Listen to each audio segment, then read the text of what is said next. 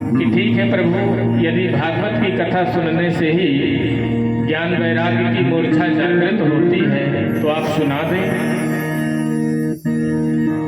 बोले ऐसा नहीं, क्योंकि यहाँ सुनाने वाले हम चार हैं, सनत सनातन सनंदन सनत कुमार, और सुनने वाले सिर्फ आप ही हैं।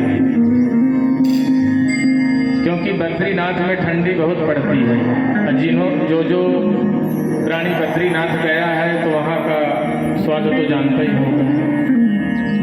इसीलिए संकादिकों ने कहा कि कथा हरिद्वार में हो जाए।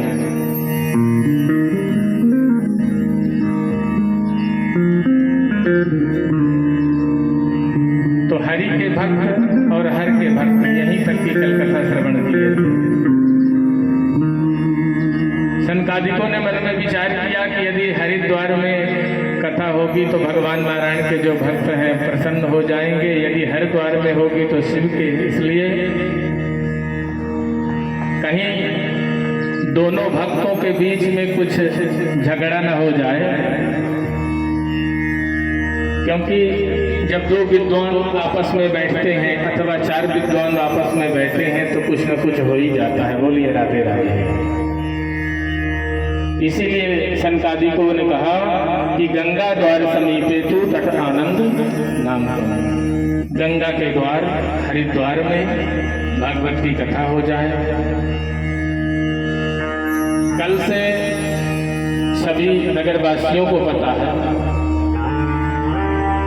कि राधा कृष्ण मंदिर ये प्राचीन मंदिर है और कितना बढ़िया संचालन होता है। देखिए आज के परिवेश में तो आप किसी भी गली में जाएंगे, हर गली में मंदिर है।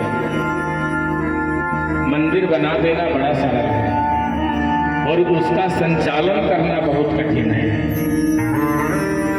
सैकड़ों वर्ष पुराना ये राधा कृष्ण का मंदिर कितना सिद्ध पीठ है और संचालन करने वाले भी बड़े धन्य हैं, जिन्होंने मंदिर को सुचारू रूप से, हमारे शर्मा जी हैं अशोक जी, जिन्होंने मंदिर की सारी व्यवस्था हमें स्वयं यहाँ पुजारी के रूप में रखा हुआ है। बड़े परम सौभाग्य की बात है। धन्य है इनके पूर्वज जिन्होंने भगवान की मूर्ति को स्थापना दिया है, भगवान का स्थान, और उस परम दिव्यतम स्थान में जहाँ श्रीमद् भागवत की कथा हो जाए तो तीर्थ रूप बन जाता है। बोलिए राधे राधे।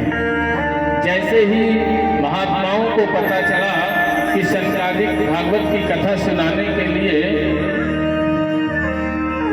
हरिद्वार में पहुंचे हैं, किसी महात्मा को कहना नहीं पड़ा कि चलिए भगवान की कथा हो रही है।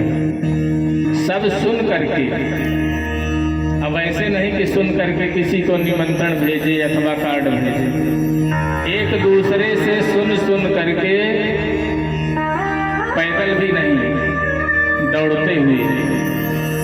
जो भगवान की कथा है तो महात्मा लोग दौड़ते हुए हरिद्वार पहुंचे कि प्रभु की कथा हो रही है, चलो कथा सुनने चलते हैं। यदि सनातन धर्म को आगे बढ़ाना है तो हम ये तो कह सकते हैं गर्व से कि हम हिंदू हैं,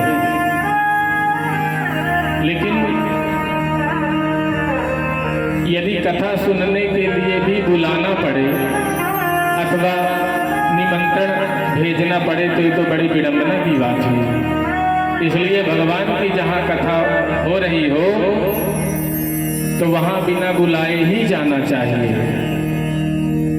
जैसे महात्माओं को पता चला कि श्रीमद् भागवत पीयूष पाना